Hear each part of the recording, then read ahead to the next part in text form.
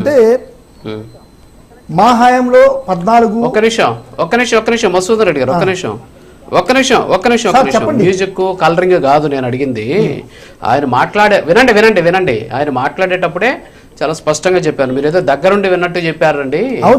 దగ్గరుండారా అని చెప్పేసి నేను ఆయన కౌంటర్ వేసి ఆయన దగ్గర ఆన్సర్ చేసే ప్రయత్నం చేశాను.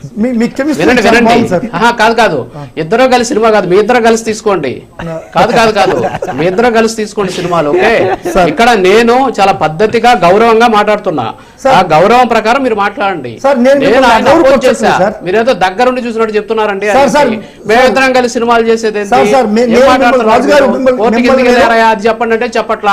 ఆయన మీ మీద ఈ వాదన వేసాడు, ఆయన ఏదో దగ్గరుండి చూశాడంట, చూసినట్టు మాట్లాడుతున్నాడు, మీరు ఆన్సర్ చేయండి అన్నారు. మీరు ఆయన అపోజ్ చేయండి, నేను ఆయన కలిసి సినిమా చూసేది. ఎంత ప్రశాంతంగా డిబేట్ చేద్దామన్నా కూడా కావాలని రెచ్చగొట్టి కావాలని గీకి మీ వాస్తవాలన్నీ బయటేసుకుంటారు. నేను చాలా స్కూల్ గా డిబేట్ చేద్దామని చెప్పి కూర్చున్నా.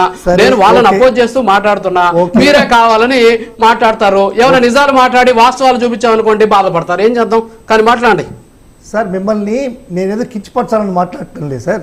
ఒకటి అది గుర్తుపెట్టుకోండి ఫస్ట్.